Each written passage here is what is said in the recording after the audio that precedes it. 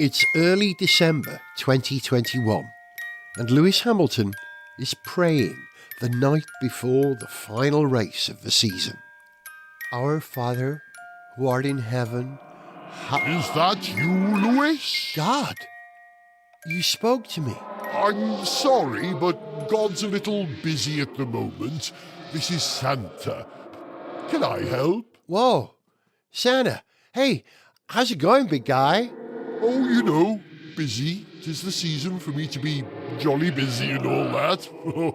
Oh, tell me about it. Lewis, look, I'm sorry to hurry you, but like I said, I have rather a lot to do. How can I help?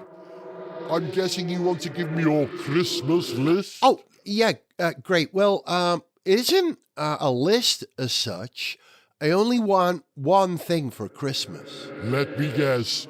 Is it another world championship? Yeah, how did you know? Oh, well, Santa knows all.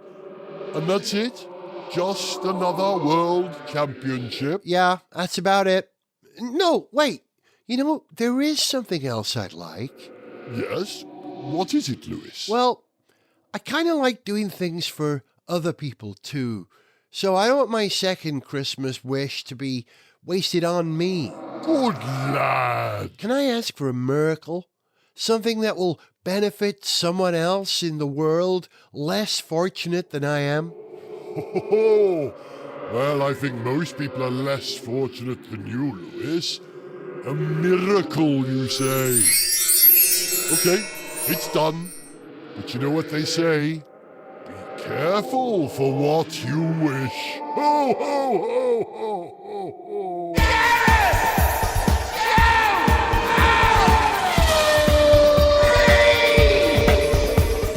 Hello, welcome to the 2021 Christmas edition of Gareth Jones on Speed. With me, Gareth Jones, with him, Zog. Hello. With her, Sarah Leach. Hello. And with him, Alex Goy. Hi.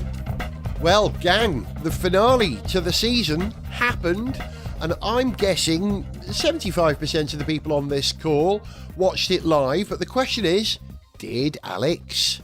I watched some of it live. Why? Why? Because you're not really that bothered about F1, are you? Well, there is that, but every year, basically my Christmas, a few of us get together and we have the annual watching of Die Hard, because as you all know, Die Hard is the best Christmas movie, and also Christmas cannot begin until Hans Gruber has fallen from the Nakatomi Plaza. We mull things, we gingerbread things, and we throw things at a Christmas tree. So I had it on in another room, because the build-up to identical points, current world champion, upstart, they've both done some naughty things over the season. It would be remiss of me to not bother. Well done for joining in the occasion, because it was an event, wasn't it? Sarah, what was your reaction to the event? My reaction at the end of the race, I mean, it was a bit of shock, really. It was unbelievable. That's my short answer. Yeah, unbelievable. Yes. Zog, we've had an incredible season. Yeah. It was so close, and the idea that it went down to the last lap as I'd hoped, was it stage managed, or was Michael Massey actually following correct protocol there to keep them racing? What do you think? I think it was manipulated. Well, okay, I don't know, but Alex just referenced Die Hard there, quite rightly pointing out that it is a magnificent Christmas movie. What is your favourite Christmas movie and why is it Die Hard? Hey, this is a discussion for another day. In movie terms, actually, the thing that I'm reminded of is 2001. In terms of this season versus the end of that race. Go on, that's interesting. Well, because, 2001, magnificent movie, absolutely one of the best of all time. Absolutely. Until you get to the end, and that end sequence is so baffling, you're left thinking, what just happened? Yeah. What exactly? I know that everything up to that point has been magnificent, and I just don't get that last bit. And that's kind of what happened there. I mean, we've had an incredible season, really, really terrific racing between the two title contenders. And in those last couple of laps, you get this rather baffling end to the safety car period that leaves really everyone unsatisfied. Okay. I think they at least bent the rules or interpreted the safety car rules in a way that I don't think they've been interpreted before in order to possibly engineer an exciting finish to the race rather than to have it finish under the safety car. And that might have been quite a bad decision. sounds like, Sarah, you agree with Zog, because you felt it was manipulated. I thought it was manipulated. And actually, I said to you earlier, Gareth, that Lewis Hamilton actually said on his radio, as the cars are lining up to sort of do that rolling start again, he was just like, this is just being manipulated. Yeah. And it kind of was. Like, I do feel that Michael Massey, sort of all the cars got unlapped or whatever, and they all just got in succession again. And Lewis Hamilton completely lost his gain. And Mercedes was clearly the fastest car. And I do believe that first mishap on the turn one, which they were talking about for so long, was all nullified because it was proven during the race that Mercedes just had the pace. And then when they all got put back together, manipulative of, I think, the FIA, yes, on for young and old. And I do think Max Verstappen, obviously credit to him, he managed to jump ahead of Lewis Hamilton, which was very exciting, but it was literally unbelievable. The FIA, they've been causing so many sort of controversies, not necessarily letting things go how they perhaps should be. I remember in the race last week, in the Saudi Grand Prix, they sort of made Red Bull an offer with the feedback. So I don't know. I think along with having all these race reviews, I think the FIA might have their own little mini review after this season. Yeah, I'm sure they will. It did make for a very exciting finish, and I do think both of them deserve to be winners. They've both got different styles of driving. Max Verstappen is probably a bit more aggressive. A bit, yeah. And Lewis Hamilton is just very talented and very cool head on the track. Yeah. I think I'm probably going to say something that I don't think you were expecting me to say, that I think it was perfect. I actually wanted Lewis to win this championship so he could be the greatest of all time and there would be no dispute over it. However, I remember saying a few races back that if Max manages to win this championship for whatever reason, he deserves it because he's beaten the might of the Mercedes machine. Now, regarding the controversy over Michael Massey and the rules and regulations, as I understand it, it is the duty of the race director to allow racing to happen at every possible opportunity. And it seemed likely in those last few laps when Latifi hit the wall that they weren't going to clear the car before the laps had run their course, the number of allocated laps. But they did manage to clear it. This was the Christmas miracle. And it allowed racing. And immediately you've got a green track. Yes, you can go racing. And if those circumstances favoured Max in the Red Bull over Lewis because Red Bull decided to pit stop and put on fresh tyres when Lewis could have done the same, so be it. Well, look, okay, you said that you thought that it was kind of a perfect way for it to play out. No way. Come on, no, there is no way that is a perfect way for that. After we've had such a great season of extraordinary competitiveness and a magnificent display of skill by both Max Verstappen and Lewis Hamilton, they have both made mistakes, and it's a credit to how hard Verstappen has pushed Hamilton that Hamilton has made the mistakes that he has, because he has an extraordinary ability to not make mistakes. He just has a remarkable ability to be right at the edge, to deliver absolutely the maximum performance in a car without making mistakes.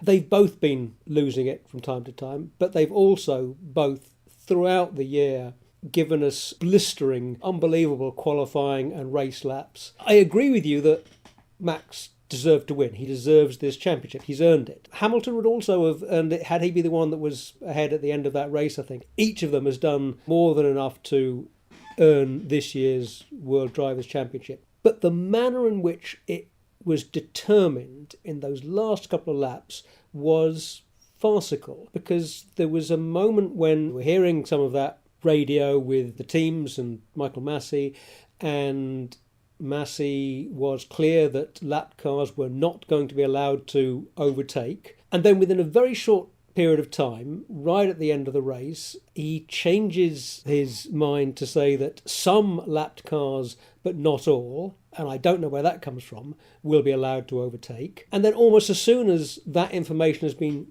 given to the teams and they're kind of struggling to process it, particularly if you're Mercedes, who know that they're all of a sudden going to have Max Verstappen a couple of car lengths behind Lewis on fresh, soft tyres. As the teams are trying to process this, the safety car period then ends. I think it was rather farcical given the level of performance and level of skill, reliability. We've had possibly the best F1 season ever leading up to that point, and then it gets a bit silly. Alex, you've been watching the fallout from this over the last 24 hours. Is it silly? The fallout has just been something else, because what I thoroughly enjoy is, more than motorsport itself, is watching people complain about it.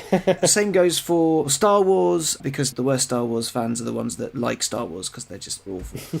Basically, if you're passionate about something, the passion really comes through when you feel personally aggrieved by something that's gone on. So it's been interesting to watch Twitter just basically fall apart at the seams, with lots of people having some truly abysmal takes to essentially say, I think Hamilton should have won, which is fine, you're allowed to think that, but one of my favourite ones from quite well-known journalists said, this is the strangest way that the rules have been interpreted. Yeah. And I was like, hang on, so you're not saying he got the rules wrong, but you're just saying that he didn't interpret them the way you wanted to. Okay, that's fine. Yeah.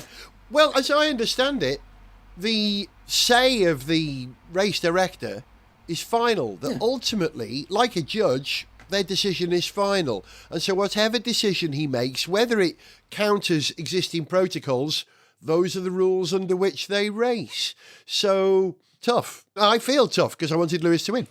The week before, actually, there are quite a few comments from a lot of people in Formula One was saying how much this series is missing Charlie Whiting. Yeah. Yeah. You've nailed it, Sarah. I think that's it. What we're looking at is a culture change. Since the loss of Charlie Whiting, Michael Massey, who was his protege, has inherited this role. He's going to bring to that role his own interpretation of how it should be, based on what he's learned from working in that position for a long time. But it's bound to be different. And that's okay. Things change. Maybe that's why Lewis won, because Charlie Whiting wasn't there. I think you're right. Maybe. I think Charlie may have helped Lewis. Oh, no, I didn't say that out loud, honestly. Okay, reactions after the race. Lewis was fairly gracious, wasn't he, Zoggy? He was. Yeah, he was. I mean, I think Lewis, he, as he usually does, conduct himself with great dignity, and he was very gracious in defeat, and there was no trace of resentment or sort of bitterness or something against Max, which is as it should be, and credit to Lewis for handling defeat as a true champion should. I thought all the drivers actually showed good sportsmanship. They're all very happy for each other. Yeah. Checo Perez was a very good teammate. And he said how happy he was for him. But what I thought was really classy, or quite shocked that he was so generous, was Daniel Ricciardo. He even posted, he said, thanks so much to my friends, Max Verstappen and Red Bull, for winning, and obviously Lewis as well, because I thought that maybe it was quite cathartic for him. I don't know, because he basically almost got shafted from Red Bull. I'm not exactly sure it was his decision in the end. And then I think they're all very happy, it seemed, for Max Verstappen. And I suppose you do have to be happy for Max Verstappen and the sport, because an 8th world title, another one for Lewis, it's nice to give it to somebody else for a change. Clear start of a new era. This is the handover, isn't it? Talking about a new era, Alex, Yes. has the way that F1 played out in this last race tempted you to want to watch it next year, or does it make you feel like you did, that it's a bit silly still? Of the people that were there yesterday, the vast majority weren't motorsport people. One person just says it's very expensive traffic, the other one thinks it's one of the most fascinating things the world has ever seen. And I find myself sort of flip-flopping between thinking I should care about this and, oh, Lewis Hamilton's going to win again. Because it was always a foregone conclusion. And then you'd go on Twitter and everyone would complain about it, yet still go back every week to get punched in the face over and over again. I'll be paying attention to it at the beginning of next year, all new, all fresh, and if it ends up like this, as it did yesterday, I might have more informed comment. Maybe. Alex, you watched it with a bunch of people who were largely not interested, but one or two were. Did they find it satisfying? It was put on for the people who wanted it, Yeah. and I found myself sticking my head around the door quite a lot going, oh, this is quite exciting. They'd fill me in breathlessly going, oh, this has happened, oh, and that's happened. And I was like, who's in the lead at the moment? Well, Max pitted, then Hamilton really went away, and then this, that. I was like, oh, bloody hell, okay. There was this sort of, breathless fascination and love for it, because people do love it, and I was enjoying it. I was getting caught up in its wonderfulness. Glad to hear it. Zoggy, how did you watch the race? Were you on your own or with other people? I watched it on my own with I'd say on my own. I had a bacon sandwich and a banana milkshake. Nice. Bacon and egg sandwich, sorry, I should clarify. Ooh. So I would say I watched it in style. And Sarah, what sort of style did you watch the race in to finish? I was with two of my girlfriends actually, and we watched it together over a bottle of bubbles. It was fun. Oh, we good had choice. A good time. Yeah, it was good. Yeah, your favourite. Yes. Yeah, it was good. I really enjoyed it. And actually, I think a lot of people caught the attention of this year's season. I just look now on the audience figures because it was free to terrestrial TV on Channel 4. Yeah, great. They actually got 7.6 million viewers on Channel 4. Wow. So that's amazing. And then I don't know what the viewership was like on Sky, but it was very good that they were able to strike that deal so more people that didn't have Sky subscriptions could watch. Sarah, am I right? Didn't you watch it with someone who's connected to one of the Sky team? Oh, yeah, I was. My best friend is actually Simon Lazenby's wife, so Right. we were basically critiquing him the whole time, giving him live feedback on how his presenting was going. But he did quite well, actually. I think last week he did well with all the breaking news and stuff. Yeah. But yes, they all stayed late, actually, with all this Mercedes, who obviously spoke up about that last race. Didn't they appeal to the FIA over that crazy last race, which rightly so. If I was Mercedes, I would have totally appealed. So I think the Sky team stayed till quite late. Simon did a fantastic job. Yeah, it was good. He's a great anchor, great broadcaster. Please send him that message via his partner. Oh, yes. And can I just say, what did you think of Nico Rosberg in the coverage? Yeah. Are we talking about the colour coordinated? His outfits. Trousers and a shoe and belt. No, and shoes and belt.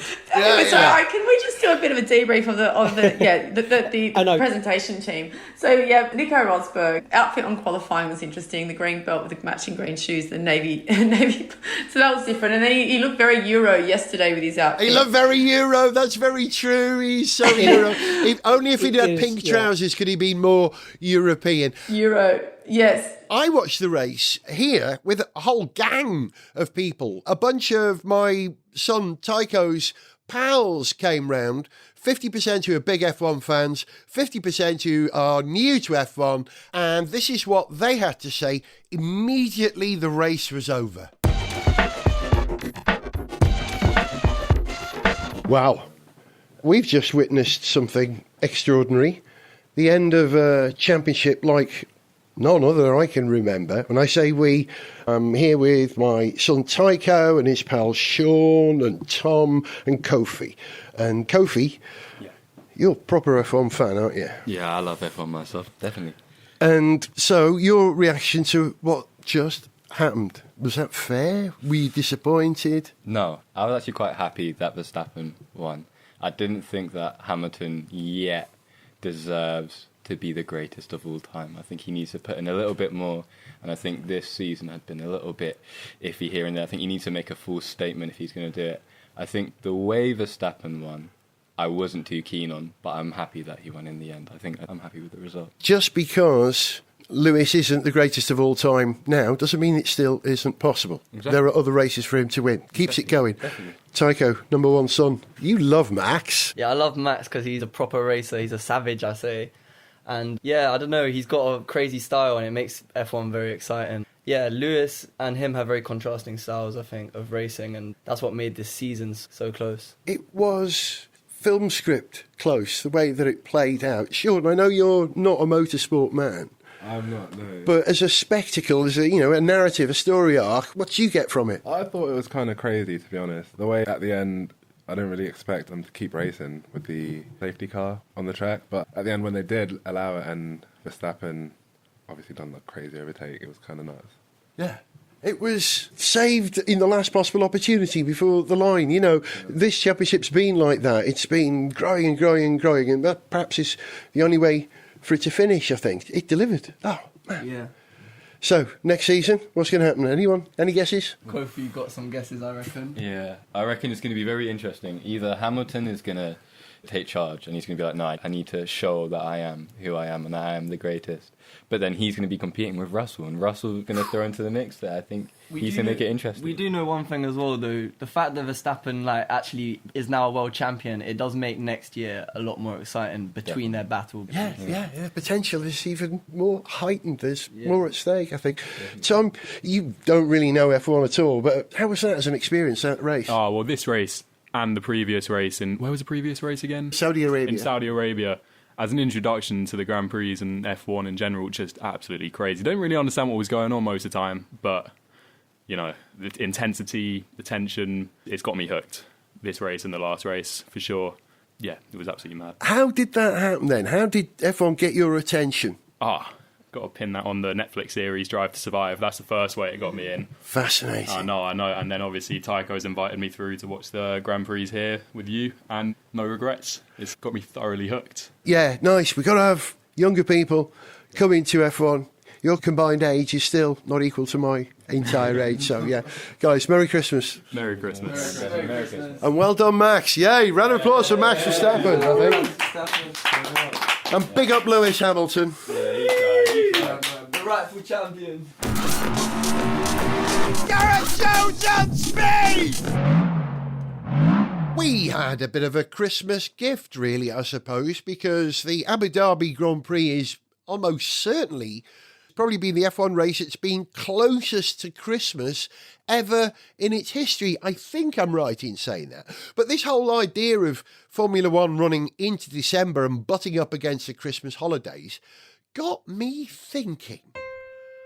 If we had a Christmas-themed Grand Prix, what would it be?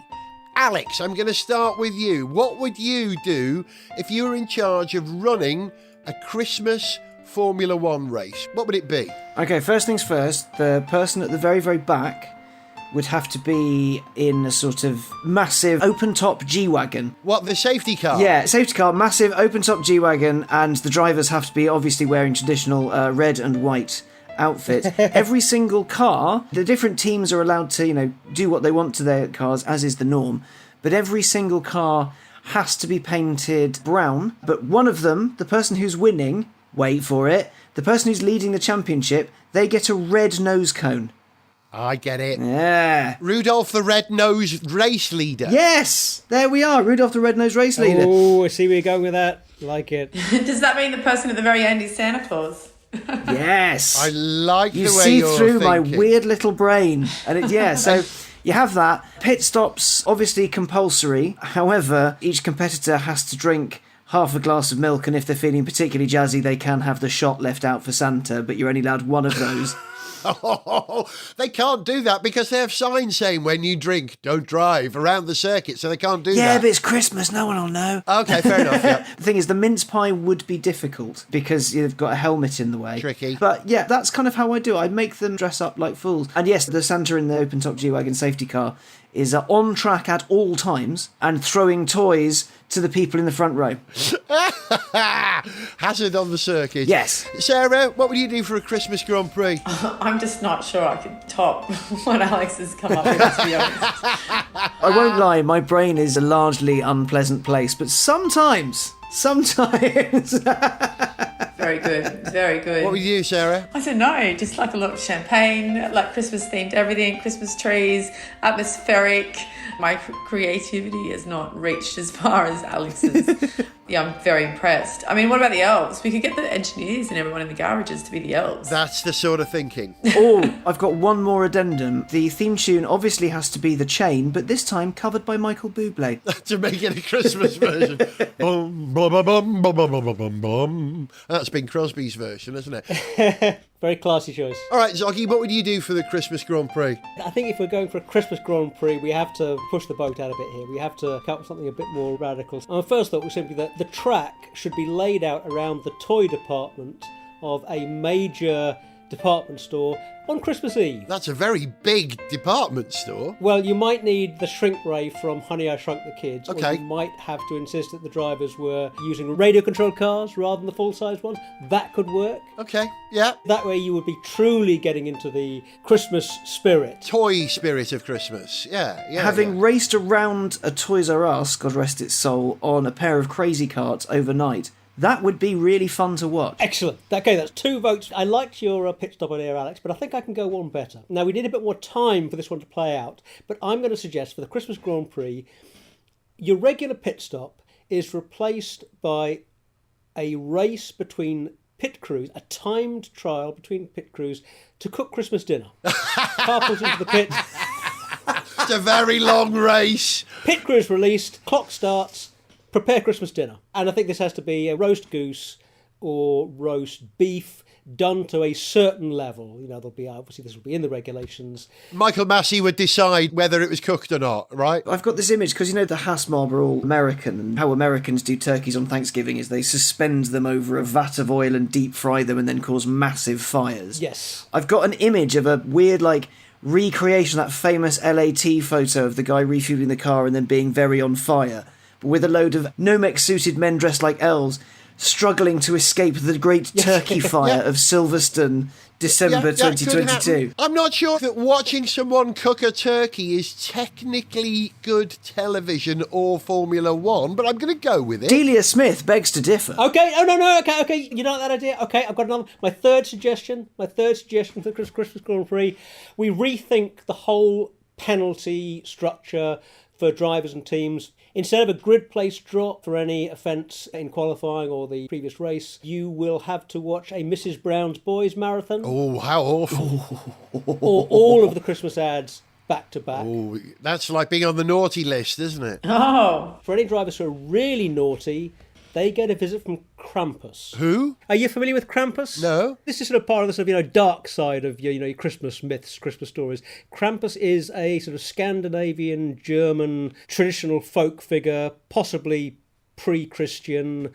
There are a lot of variations of the Krampus myth, but Krampus is generally described as being large, hairy, has the cloven hooves and horns of a goat. Alonso. Long pointed tongue lolling out. Alonso. Fangs. Alonso. Carrying chains. Bernie Eccleston. And Krampus basically punishes naughty boys and girls and is a kind of Christmas demon devil. Very dark, isn't it? There you go. That's a proper penalty. I had to do a Google because this is a fascinating character. Half goat, half demon, horrific beast. Wow. Who literally beats people into being nice and not naughty. Bernie Eccleston.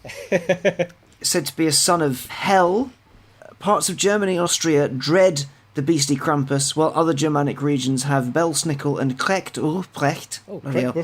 Black-bearded men who carry switches to beat children. Krampus's name is derived from the German word Krampen, meaning claw, and is said to be the son of hell in Norse mythology. He's a hell beast that beats people into submission of goodness. That's excellent. That's what F1 is missing. Crikey. I think maybe the spirit of Formula One at Christmas may have been slightly distracted there. Here's my offering. I've been giving this some genuine thought. The first thing that comes to mind is if you're going to run a proper F1 race on Christmas Day, you know, it's got to go in the slot after the Queen's speech or before the Queen's speech, right? So it's going to be already getting dark in the Northern Hemisphere. So you have to find it somewhere where it's warm and sunny, right?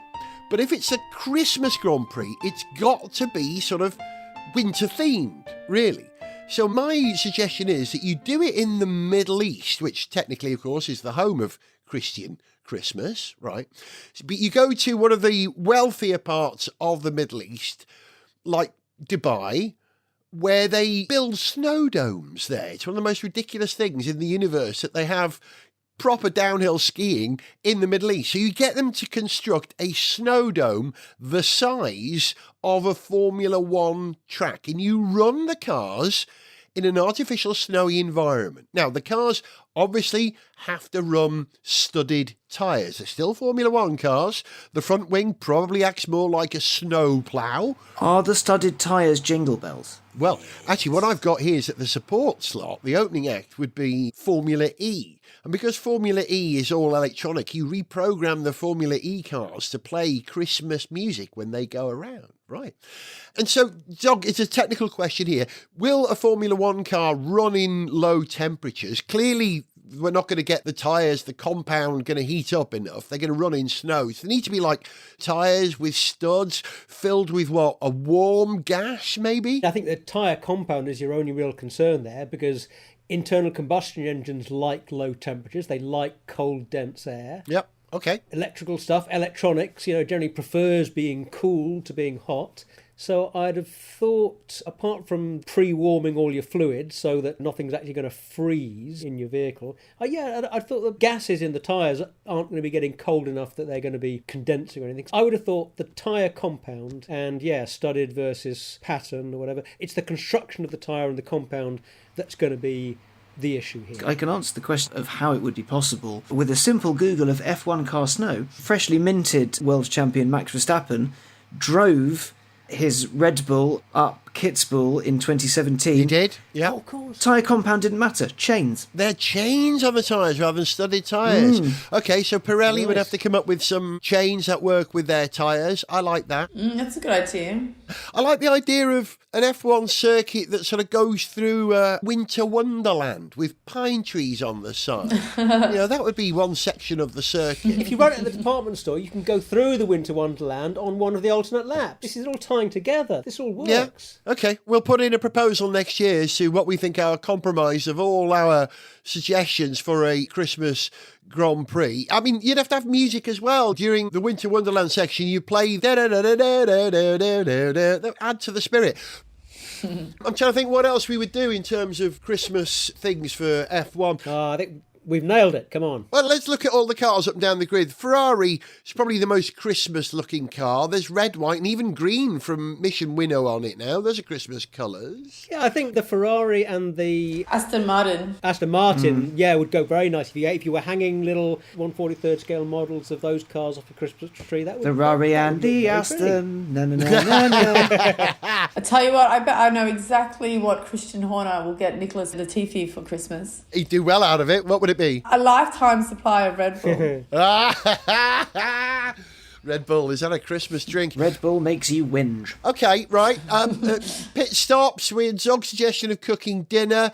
I think they have to wrap the car like a present and unwrap it in the time available. A Formula E style car swap. But when they swap into their second car, they have to unwrap it like excited children under the tree. Points awarded for speed, amount of mess made, and the most genuine levels of childish, excited screaming. I like that. If you can't beat the N64 kid when you're unwrapping a Formula 1 car, don't deserve to be there. Points deducted. Like it. Absolutely. It's got to be entertainment at every level.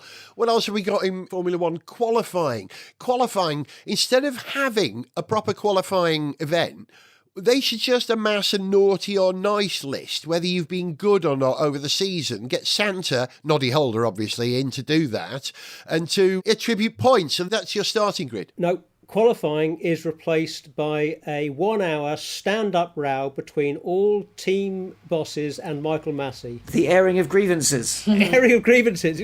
Winner is whoever manages to persuade Michael Massey to put them on pole. I mean, that's a spectator sport really as well. You've just described a whole new level of spectating qualifying. Yeah. It's no different to Formula 1 full of rows at the moment, so that sits well with the current culture. I think technology could play a part in this as well. For instance, you know when we get the sparks, when the running board of the car hits the ground, you get sparks. It's fantastic. I reckon we could use a CGI overlay to replace those sparks, at least in the replay, or perhaps even live if processing speed allows us to do that, with like Christmas sparkles and Christmas dust. And that bling Christmas sound. Oh, actually, no. Qualifying, snowball fight, last man standing. Oh. Yep. Who's going to be the winner in that then? Who's your prediction? It's going to be the Iceman, Kimmy, innit? I don't know. I rather fancy Alonso in a snowball fight. I don't know why. He's strong of wrist and accurate of eye. That's two of us on this team that fancies Alonso, isn't it, Sarah?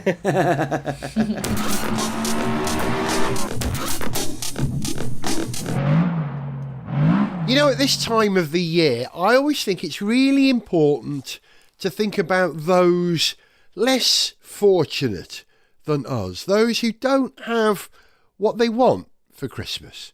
Which is why I've written this song, performed sort of by Lewis Hamilton, imagining how he feels this year. Because let's face it, he didn't get the Christmas gift he wanted this year, did he?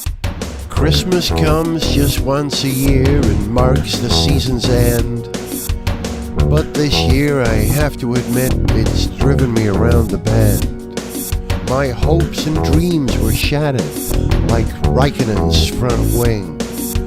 This is the Christmas carol I'll sing this year about the gift that Santa didn't bring. No Yuletide cheers or festive business. It just doesn't really feel like my Christmas. No Yuletide cheer or festive business. It doesn't really feel like Christmas. I don't feel the festive spirit. I just can't enjoy the ambience. A fact that I have to live with is this time I'm not world champion. Forgive me if I don't feel like partying this year. I can't be insincere. I won't be eating turkey, but I might drink too much beer. No Yuletide cheer or festive business. It just doesn't really feel like my Christmas. No Yuletide cheer or festive business. It just doesn't really feel like Christmas. No church bells going ding. My life has lost its sing. No hark the herald angels sing or a flexible rear wing. No, my name won't be on the records. No P1 lighting up my dashboard. Nothing to look forward towards. No appearance at the Autosport Awards. Hey you guys, no Yuletide cheer or festive business. It just doesn't really feel like my Christmas. No Yuletide cheer or festive business. It just doesn't really feel like Christmas. But like wrapping paper discarded, I'll gather myself together. New rules and regulations next year, I'm ready for whatever. I haven't lost my driving skills. Hey, I haven't lost my wife. A championship isn't for Christmas, it's for life. So to heck with Yuletide cheers and all that festive business. It doesn't always have to feel like Christmas. It doesn't always have to feel like Christmas. It doesn't always have to feel like Christmas. Gareth Jones on speed.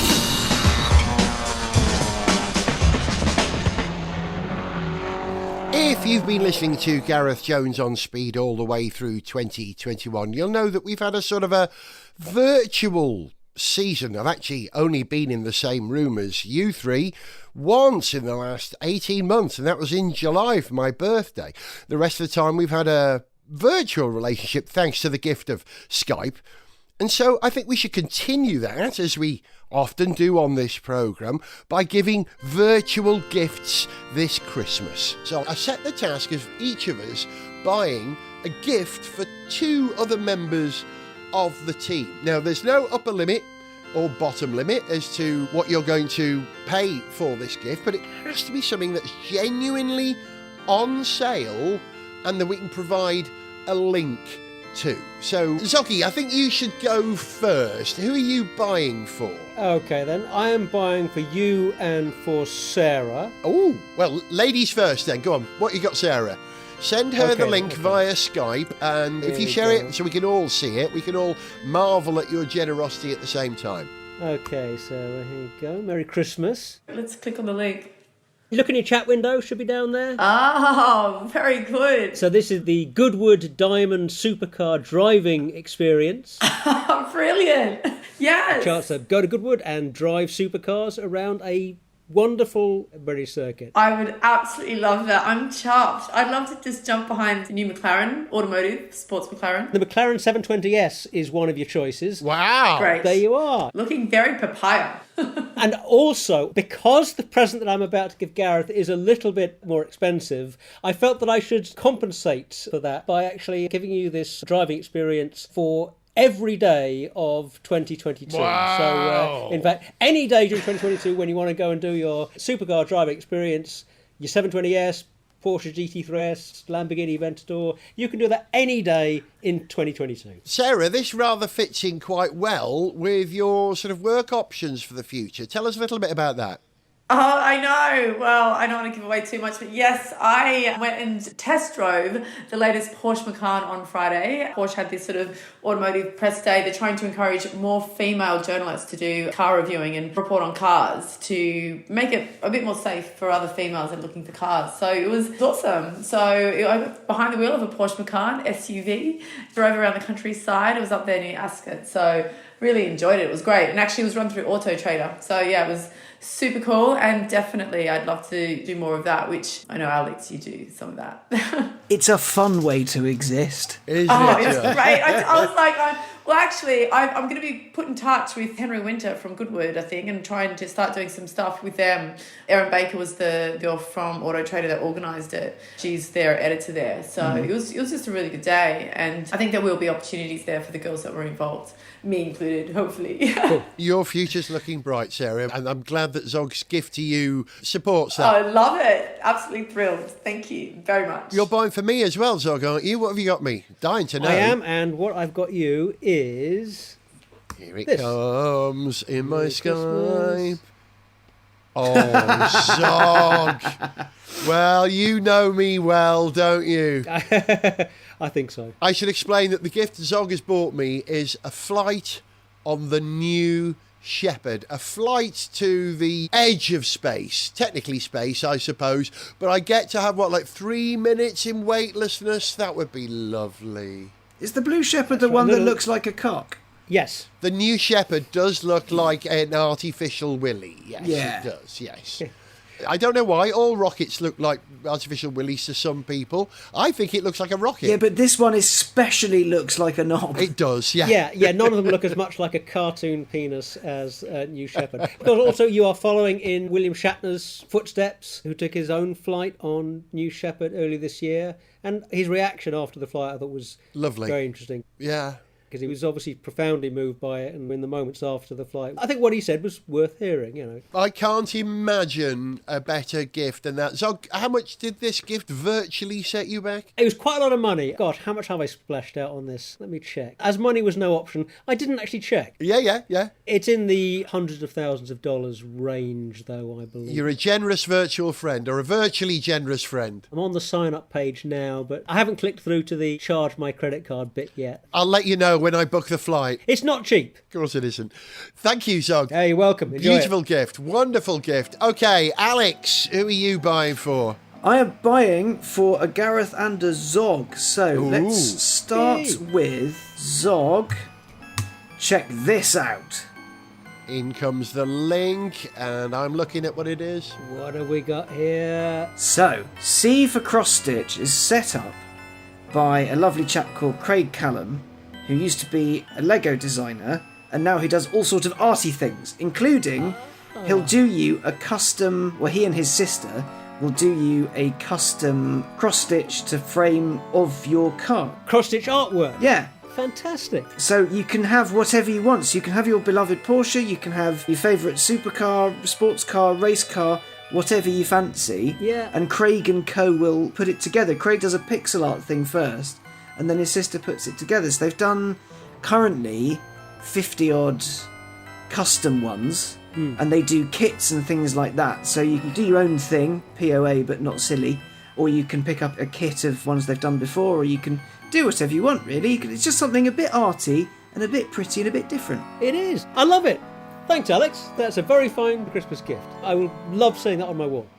I'm just going to give this a bit of visual description for those who aren't looking at the link of what it is. So cross stitch is usually that sort of little frame that you get with something that says home sweet home, and it's all delicately threaded with a little needle, and it's very homely. It's twee as basically. Twee as heck, yes. And what we've got here is less than twee, but really beautiful drawings. I'm looking at pictures of a 993 Porsche. I'm looking at a 1950s hot rod, and it seems to have all the shine on it as well. Beautiful. That hot rod is Craig's car. It's called Old Red. He's C for Craig on Instagram, hence C for Cross Stitch, and he does another one called C for Crayons, which is an arty lettery thing. He's just a really nice, really creative bloke. Interesting. And this is cool. Yeah. And being as he is a friend of yours, let's give him a real-world plug. You can order these probably just in time for Christmas. The website is cforcrossstitch.com, and if you've got someone in your life who loves cars, you might want to get them that. That's a great gift. Thank you, Alex, on behalf of Zog. Yeah, we approve. But, Gareth, there is a tiny price difference on this one. It's only because this year you've spent a lot of time swimming. I did. And I believe that's not the best way to get around. I tried to find you a Gibbs Aquada. They don't make them anymore. Well, there's none on the used market either. But I did find this curious thing, the Gibbs Quad Ski. I know the Gibbs Quad Ski, It's a cross between a quad bike and a jet ski. The website I found it on is a yacht thing. It's got a 1300cc BMW motorbike engine. It'll do 45 miles an hour both on land and water, which is terrifying. Yeah, and they are way cool. And it is exactly that, isn't it? Take a quad bike, apply to it the Gibbs Aquada technology of folding the wheels up out of the water so they don't create hydrodynamic drag, and you've got a proper jet ski powered by a water jet. What a fantastic gift. The next time you feel this weird compulsion to swim 60 kilometres, just get on your quad ski and you can have it done in an afternoon. You won't have to swallow any water, you won't have any unfortunate bottom issues as a result, you won't run out of energy, it'll be easy. Fantastic. Actually, Alex, you have no idea how appropriate this is for something I am planning to do next year as a follow-up to my series Novia Address Swimming Across Wales, but I can't say anything right now. Is it Nomia Ad Quad Ski? There may be vehicles involved, that's all I'm saying. Amazing. How much is a Gibbs Quad Ski, by the way? Gibbs Quad Ski, on this particular website, a brand new Gibbs Quad Ski, spec dependent, 49 to 55,000 euros. Bargain. Brokerage or used from 40,000 euros. Or there's an option here for a Hyson Jet, don't know what that means, 14.5 to 18,500 euros. But we go new for you. You are a generous friend. Thank you very much indeed. Gratefully received. Fantastic. You know what they say, when you give, give that which you would like to receive yourself. And I'm sure we'd all like a Gibbs Quad Ski, wouldn't we? Oh, yeah. It looks like a blast. Come on. I'm not sure how often I get to use it, but it looks like a blast. Okay, Sarah, your turn to virtually give virtual gifts. Okay, so I am buying for Alex and Zog. So who would like to receive their present first? Me. Okay, all right, Zog. So you might be quite surprised about this one. Zog, I'm going to give you an unlimited amount of money for you to play with. That's a good start. Okay, you had me at I'm going to give you an unlimited amount of money. Unlimited amount for a year on online poker. You can go on and play online for an unlimited amount of money for a year, and you can really hone in on your poker skills. Are you happy? This is great. I love a poker-related gift. I'm a little suspicious here. Unlimited. With my experience of the online poker world, I'm wary of any kind of offer that's offering me some kind of unlimited... Oh, okay. Should I put a cap on it? I'll put a cap on it. I want to be crazy, didn't I? You're drunk on power, leech. I know, I played my first poker night the other week and I had a lot of fun. I was like, yep, Zog is going to be able to play professionally online. If you're giving me an unlimited poker bankroll for next year, I'll cut you 50%. Ooh. I can guarantee us a good return. A good Christmas party next year. I just thought, I know you're working on your poker. I will put this investment to good use. Not necessarily totally related to motorsport, but it kind of is. Well, I would imagine Zog would spend his earnings on probably a makeover for your Porsche, Zog. I'm guessing that'd be the first thing you'd do. That's certainly one way to spend it. If you've got a substantial amount of money to spend, you can always think of things to spend. Correct. On. I'm not really short of things to splash the cash on. Fantastic. Thanks, Sarah. That's fantastic. Alongside my current regime of studying the game, I think that's going to make for a good 2022 poker year. No question. Fantastic. Okay, right now for Alex, it's your turn. I am excited. What I've got for you, yes, and given my latest experience of getting behind the wheel of a car, you will get a brand new Porsche Macan GTS, which is the sportier version. It's got more horsepower, etc. And then in 2023, when they bring out their all new electric version, you'll be automatically upgraded to the electric car. Oh, that's most kind. I love a GTS because what Porsche realised is that you've got the turbo-y ones at the top and you've got the normally ones at the bottom, and they give you the good bits of the turbo and the fun stuff, and they give you a bit more power than the normal bit. So it's always the sweet spot in any Porsche's range. So I love it. Thank you very much, Sarah. Can I tell you one of the special specs that they've done for this particular car, which I was quite impressed by? Yeah. They've actually pinched the steering wheel from the Porsche 911. So it looks exactly like a 911 steering wheel. So I can feel sporty, but also practical. You can feel like a real racer. Alex, have you driven a Macan? I don't think I've driven the current one. I once drove the old turbo across Morocco. That was fun. Oh, yes, of course. That was fun. I twin tested again. It's the old one because this is a newish platform. Twin tested the old one around the Modena test track. We had the old turbo and the Alfa Quadrifoglio thing, the SUV, and that was fun. The Macan can do big skids if you ask it to. I mean, I'm rubbish at them, but it can do. No, that's ace. Thank you very much, Sarah. My pleasure. Right, it's my turn now, and I'm buying for Alex and I'm buying for Sarah. So, Alex, I'm going to do you first. Here it comes. It will be fairly self-explanatory what this is. Read it out for me and tell me what you get. Okay, hang on. Eco-friendly development in Fulham. First London scheme with electric car charging points for each home.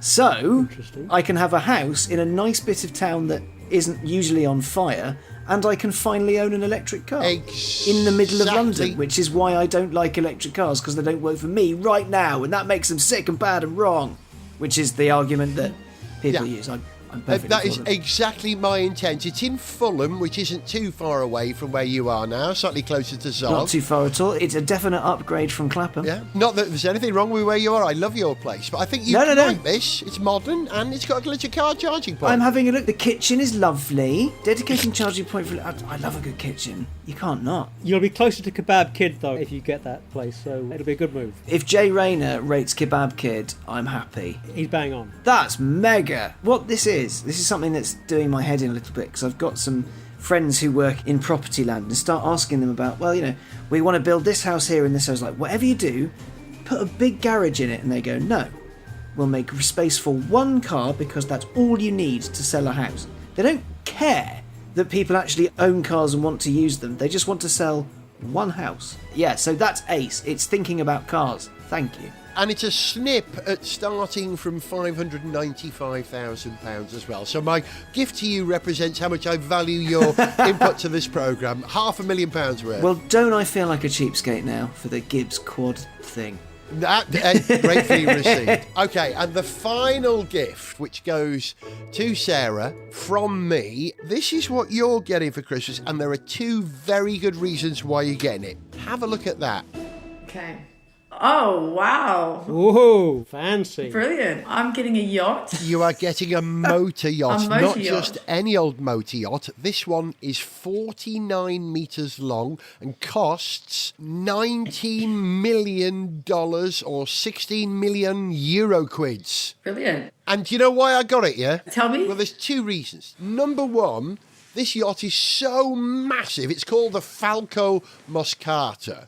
It's so massive that it's actually got a garage on board and a ramp. Brilliant. That sounds very James Bond. I like it. The gifts are supposed to be car related. So the idea is, because the thing I'm guessing you'd most like to do for Christmas and you can't do, Sarah, is to go home to Australia. And you can't do it because you'd have to spend 2 weeks in a hotel in quarantine. Now, I'm wondering if you had a yacht, could that technically count as your 2 weeks quarantine as you sailed from Britain to Australia? And then when you arrived, you fold down the ramp and drive down the ramp in your Land Rover to visit your family, a vehicle which could cross anywhere in Australia. Absolutely. That is the perfect trip to Australia for sure. That's genius. Thank you very much. I'm chuffed. And I get to be out in the ocean for a very long time. I do love the water.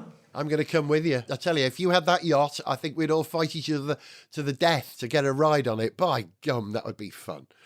So Merry Christmas, Sarah. Merry Christmas, Zog. Merry Christmas, Alex. Thank you all for a glorious year of Gareth Jones on Speed. Merry Christmas, everybody. Thank you, as Noddy Holder says. Sarah, you got another Christmas gift as well. Oscar Piastri became F2 champion. Australian win. Congratulations. Yes. Finally, what are your hopes and dreams for the future? Zoggy, in terms of cars, what do you hope for next year? I'll just say trouble-free running and a less controversial, cleaner end to the F1 season. Correct. Alex? For F1 fans on Twitter to actually like Formula One. That said, it is fun to watch the meltdowns every week. I think your wish is unlikely. And Sarah, what do you wish for in terms of cars and all racing next year? I'd like to see next year's Formula One series to be a real parity between the drivers, and we'll be given a lot more entertainment with a lot more winners from a lot more different teams, and that'll be very exciting. I think your wish may be granted, because next year we've got new cars, new regulations. It's going to bunch the field up. It is going to be exciting. Right, time to say goodbye. That's it from Zog. Thank you, everybody. Cheers, and catch you next year. That's it from Alex Goy. Bye. That's it from Sarah Leach. Goodbye and Merry Christmas. And from all of us here on Gareth Jones on Speed, I want to wish you guys who've listened to this programme for the last 12 months, probably more, a prosperous, safe and controlled, healthy new year. Take care. See you for the next season. Bye.